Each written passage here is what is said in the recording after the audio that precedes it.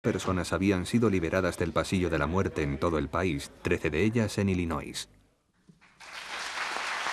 En 1998, Larry Marshall, de la Facultad de Derecho de la Universidad Northwestern, uno de los luchadores que encabezaba la lucha a favor de los convictos injustamente condenados, dio una conferencia de prensa a la que asistieron todos los liberados de la pena capital que consiguió reunir. My name is Shabaka Brown.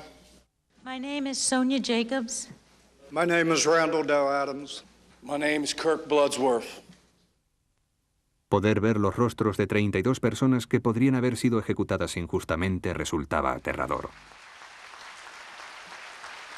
El centro de condenas injustas de Marshall fue esencial para liberar a 9 de ellos.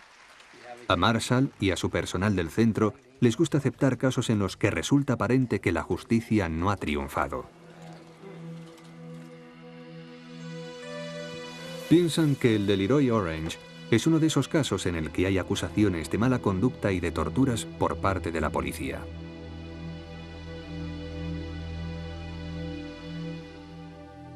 Caso número 3. Leroy Orange. Mala conducta policial. Leroy Orange fue condenado por asesinar a 4 personas en 1985, 3 adultos y un niño de 9 años, todos ellos amigos suyos. Había 4 pruebas contra Orange. La menos comprometedora, un tubo para inhalar cocaína encontrado en la escena del crimen y unos testigos que le vieron salir del apartamento aquella noche. Tom Gagherty, uno de los compañeros de Larry Marshall en la universidad, es el principal abogado del caso. No había pruebas físicas que lo vincularan al hecho en sí mismo. Había pruebas de que había estado en el apartamento y de que conocía a esa gente. Así fue como la policía le encontró. En el apartamento encontraron su libreta de direcciones, pero Leroy no niega que conociese a las personas que asesinaron. Lo que dice es que no tuvo nada que ver con el crimen. También hay una llamada que el fiscal del estado dice que hizo el hermanastro de Orange, diciendo que él y Orange habían hecho algo que podría crearles problemas muy serios. Pero la prueba más comprometedora fue la confesión que Orange hizo a la policía después de ser arrestado en el Área 2 del Departamento de Policía de Chicago. La comisaría se haría famosa más tarde por lo que ocurría allí. La descripción de Orange de los sucesos que llevaron a su confesión empezaba cuando fue llevado a una sala de interrogatorios. No paraban de hacerme preguntas sobre las armas, y yo no podía decirles nada. Entonces salieron de la habitación. Yo estaba ahí sentado. Se abrió la puerta y apareció una mano que apagó el interruptor de la luz. Entonces se tiraron sobre mí y me pusieron una bolsa de plástico en la cabeza. No podía respirar y perdía el conocimiento. Su interrogatorio se prolongó durante 12 horas. En algún momento, a primeras horas de la madrugada, empezaron con ese artefacto eléctrico. Te aprietan los cables sobre las tripas para que la electricidad controle tu cuerpo. Recuerdo que después de aquello pensé, ¿cómo debe sentirse una mujer violada?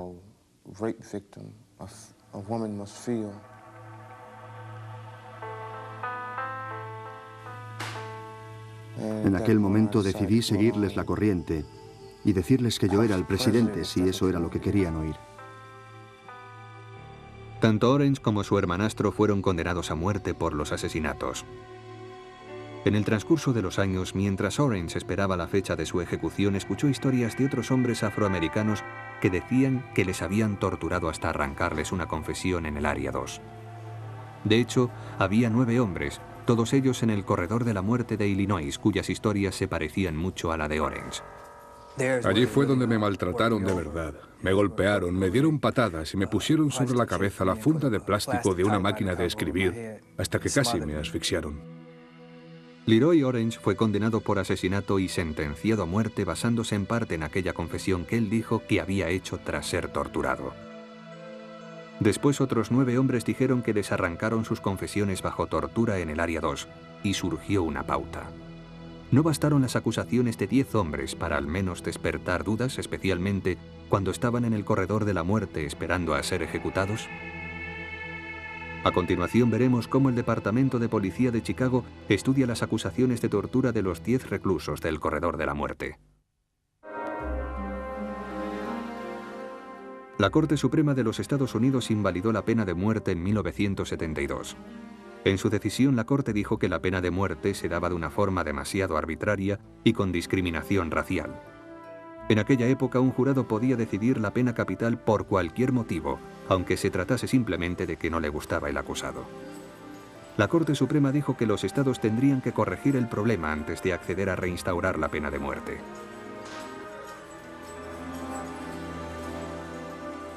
En 1972, la Corte Suprema de los Estados Unidos dijo que funcionaba mal y que era inaceptable. Pero 4 años más tarde, los estados dijeron que habían solucionado los problemas, que ya no había ningún problema, que ya no habría racismo y arbitrariedad, que nunca más se condenaría a muerte a un inocente. Así que les dieron un plazo de 25 años para poner a prueba su experimento. Ya han pasado esos 25 años y los problemas son los mismos. Cuando el Colegio de Abogados de los Estados Unidos pidió en 1997 una moratoria federal para la pena de muerte, 2 de sus argumentos fundamentales eran que la parcialidad racial y la pobreza seguían desempeñando un papel en la determinación de quién era condenado a muerte. Vivimos en un sistema en el que una persona rica y culpable es tratada mejor que una persona pobre e inocente. ¿Está diciendo que el sistema actual no es justo? El sistema actual no es justo. El sistema actual está impregnado de problemas raciales. En el sistema actual hay discriminación geográfica. El sistema actual está averiado y hay que arreglarlo. En 1990, 10 hombres afroamericanos del Corredor de la Muerte de Illinois declararon que habían confesado bajo tortura en el Área 2 del Departamento de Policía de Chicago. Los 10 del Corredor de la Muerte, como fueron llamados, se convirtieron en noticia de primera página. Tom Gagherty, un abogado del Centro de Condenas Injustas de la Universidad Northwestern, cree que el problema fue el racismo. Todos los acusados eran afroamericanos y todos estaban acusados de crímenes muy graves.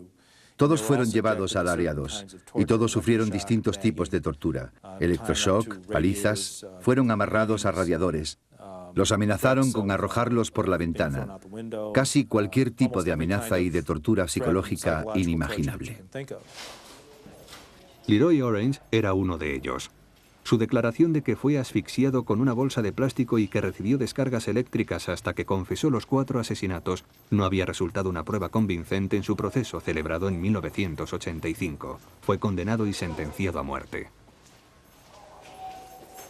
Después de publicarse el artículo sobre los 10 del Corredor de la Muerte y de que los periodistas empezaran a llamar al Departamento de Policía de Chicago, la misma Oficina de Ética Profesional del departamento estudió las acusaciones. En su informe, Michael Goldstone, uno de los investigadores, dijo: en el tema de los supuestos malos tratos físicos, las pruebas demuestran que hubo malos tratos y que fueron sistemáticos. El fiscal del estado, Dave O'Connor, leyó el informe y decidió que no había pruebas suficientes para presentar cargos. La dificultad del caso es que no se hizo ninguna investigación real para redactar ese informe. No eran más que entrevistas con personas que decían que había ocurrido aquello.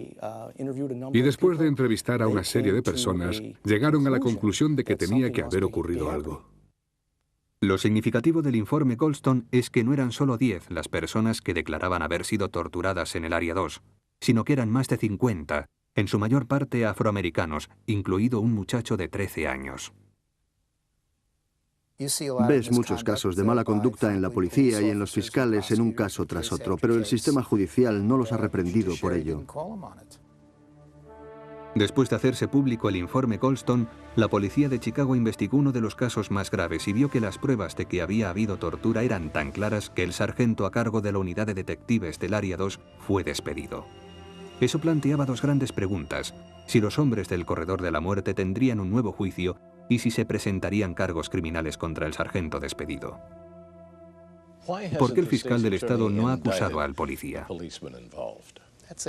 Es una pregunta maravillosa. Hay una camaradería entre los fiscales del estado y el departamento de policía. Pero una cosa es cuando descubren a un agente que ha estado robando, vendiendo crack o cosas por el estilo. En esos casos, la oficina del fiscal está dispuesta a ir a por ellos.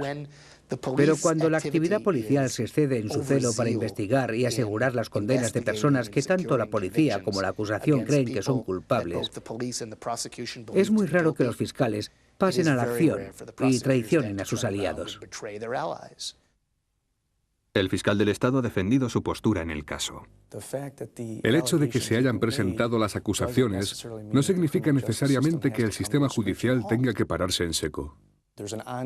Hay un proceso de revisión permanente, de modo que si algo nuevo sale a la luz que sugiera que esas acusaciones podrían ser ciertas, entonces tenemos la absoluta obligación moral de dar un paso adelante, desestimar los cargos y quizás, si es necesario, tomar medidas legales. Pero por el momento no hay nada más que acusaciones. Larry Marshall no está de acuerdo. La ciudad de Chicago reconoce que existió la tortura. Ha despedido personal y ha presentado acusaciones contra algunas personas, reconociendo que hubo algunos agentes de policía que realizaron esa clase de acciones terribles. En el año 2000, los abogados de Orange pidieron a la Corte Suprema de Illinois que concediese un nuevo juicio a Orange, basándose en pruebas de que había sido enviado al corredor de la muerte debido a una declaración obtenida por la fuerza. Pasarían meses antes de que recibieran respuesta. A continuación veremos otra de las razones por las que la gente tiene juicios injustos en los casos de pena de muerte: los fiscales excesivamente celosos de su trabajo. Según Larry Marshall, del Centro de Condenas Injustas, uno de los mayores problemas de la pena de muerte es lo que ocurre cuando la policía y la acusación creen que alguien es culpable. La policía y la fiscalía están convencidas de lo que realmente ocurrió desde los primeros momentos del caso. Tienen la corazonada de haber atrapado a la persona adecuada, aunque a veces la policía está tan segura de su corazonada que está dispuesta a distorsionar la verdad para asegurarse de que se condene a la persona que creen que es culpable. No todos los policías y los fiscales lo hacen, pero algunos a veces distorsionan la verdad alterando las confesiones y los testimonios de los testigos presenciales, o utilizando soplones de la cárcel. El protagonista del caso número 4, Charles Mansi, descubrió lo que pueden hacer un fiscal extremadamente entusiasta y un soplón de la cárcel.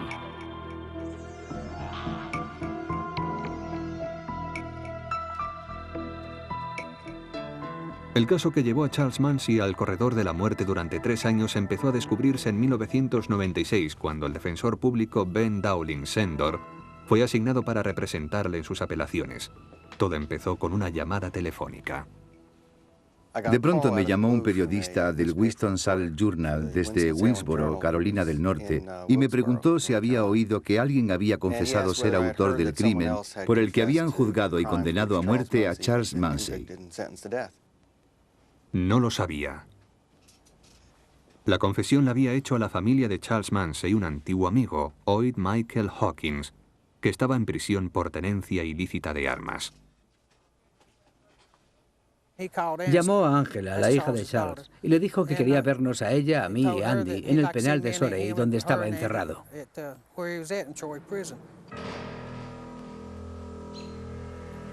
El domingo siguiente fuimos allí, hablamos con él y me hizo una confesión.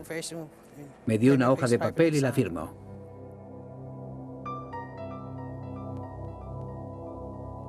La familia había enseñado la confesión al sheriff y al fiscal, y cuando estos se mostraron desinteresados, llamaron al periodista esperando que alguien les pudiera ayudar. El brutal asesinato de Shirley Weaver había conmocionado al pequeño pueblo de Wilkesboro, Carolina del Norte, en 1993. Había ocurrido en una tranquila orilla del río Roaring. Shirley fue aporreada hasta morir con la culata de una escopeta en la caravana que compartía con su novio, Coy Moore.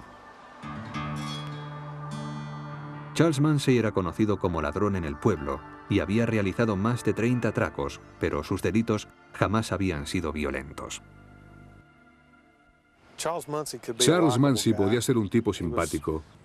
A veces era agradable hablar con él, aunque al mismo tiempo tenías que saber con quién estabas tratando, porque era un delincuente profesional. Alguien que se había ganado la vida fastidiando nuestras vidas.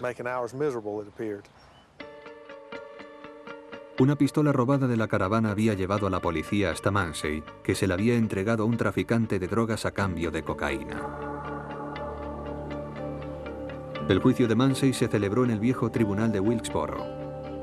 En su discurso inicial, el acusador, el fiscal de distrito Randy Lyon, expuso su teoría al jurado.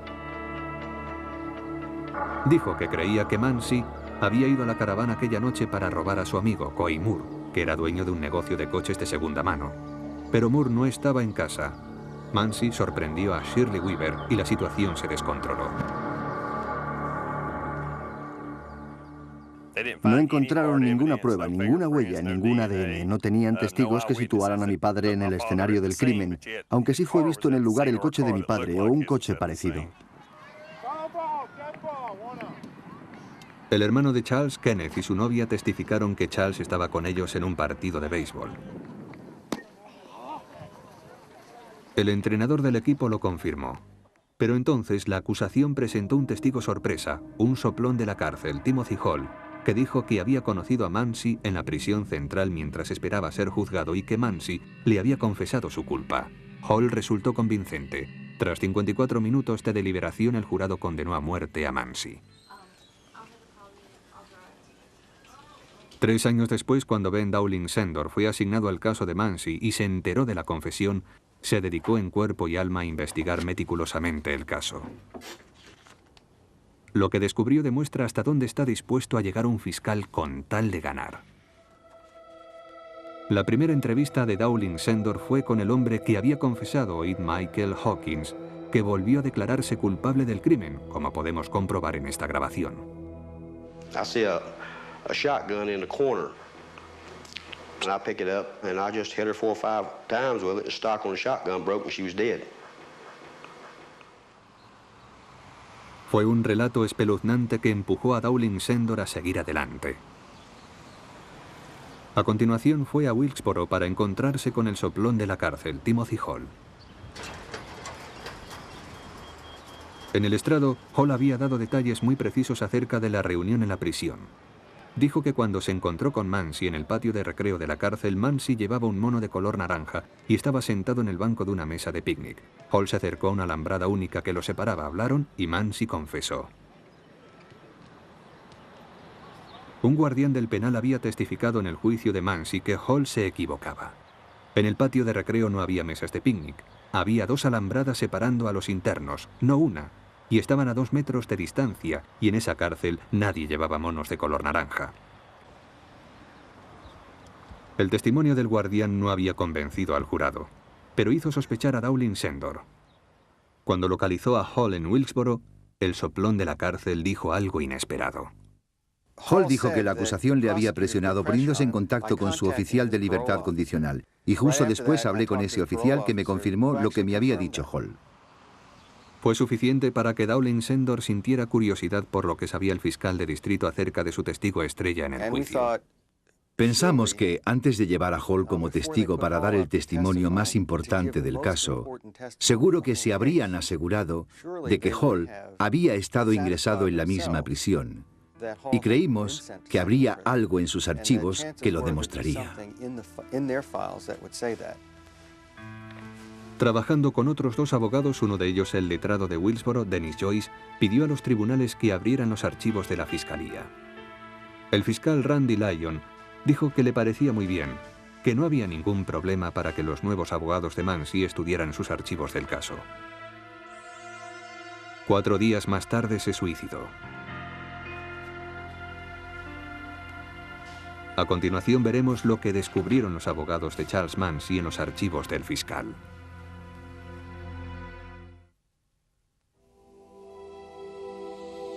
Charles Mansi fue condenado por el asesinato de una mujer de Carolina del Norte en 1996 y sentenciado a muerte. En gran parte se debió al testimonio de un soplón de la cárcel. Después de su condena, los nuevos abogados de Mansi decidieron investigar el testimonio del soplón de la cárcel. Solicitaron al tribunal que abriera los archivos del fiscal para ver lo que sabía acerca del soplón. 4 días más tarde, el fiscal se suicidó. Denny Joyce, uno de los abogados de Mansi, recibió los archivos de Lyon poco después de su muerte y se pusieron a trabajar. Poco después empecé a revisar las cajas y cajas de descubrimientos. No sé cuántas horas ni cuántos días pasé buscando entre los papeles hasta que encontré algo interesante. Era una nota de un auxiliar del fiscal general al fiscal Lyon. En ella explicaba que se había puesto en contacto con la cárcel y que la investigación, literalmente, no había conseguido encontrar ningún documento que apoyase la declaración de Hall de que había estado en la prisión central. El fiscal tenía pruebas que demostraban que Hall no había estado en la prisión central. Era un descubrimiento inquietante. Según la ley, el fiscal tenía que compartirlo con la defensa, pero no lo había hecho.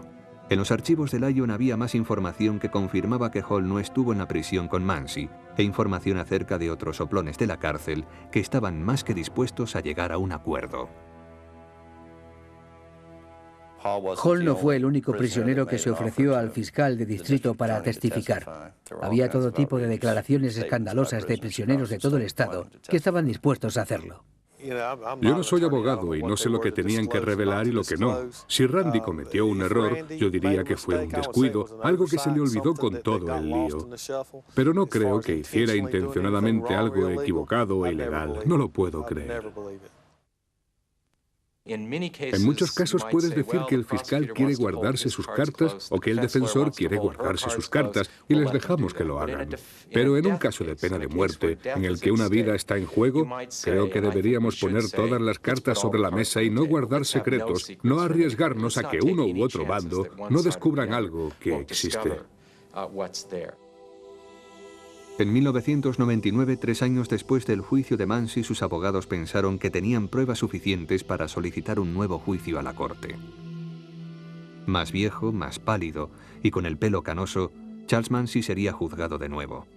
El juez del Tribunal Supremo, Thomas Ross, escucharía las pruebas. Era un caso que ya había sido juzgado. Un jurado de 12 personas había llegado a una decisión. Había sido apelado. El Tribunal Supremo de Carolina del Norte lo había revisado y lo había confirmado. De modo que para revocar todo eso tenía que haber muy buenos motivos. Cuando se vuelve a juzgar un caso como ese, tiene que haber unas pruebas muy fuertes y la ley tiene que ser muy clara para revocar lo que había sido un enjuiciamiento muy exhaustivo del caso. Enfrentado al tribunal, el soplón de la cárcel, Timothy Hall, empezó a venirse abajo. En cuanto subió al estrado, admitió rápidamente que no recordaba nada, que no sabía nada y que no se acordaba de dónde había estado ni con quién había hablado. Finalmente le pregunté si el testimonio del juicio era verdadero y se acogió a la quinta enmienda. Tuve que tomar la que considero que es una de las decisiones más duras en los 16 años de mi carrera. Este era un caso en el que el fiscal tenía pruebas que debería haber revelado a la defensa. Desde el punto de vista legal, ese tipo de pruebas exculpatorias tienen que ser presentadas por el fiscal a la defensa y no lo hizo. El juez Ross decidió que debido a la mala conducta de la acusación le concedía a Charles Mansi un nuevo juicio. His conviction of first-degree murder reversed and set aside and a new trial awarded to him. Pudimos hablar un poco en la cárcel antes de que le trasladaran y él estaba feliz. Hacía algunas bromas y se reía pensando en lo que había pasado.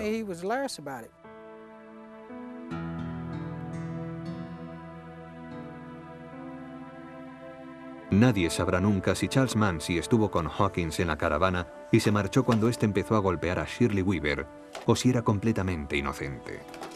La pregunta para el sistema judicial es si tuvo un juicio justo o no. Caso número 4. Charles Mansi, mala conducta del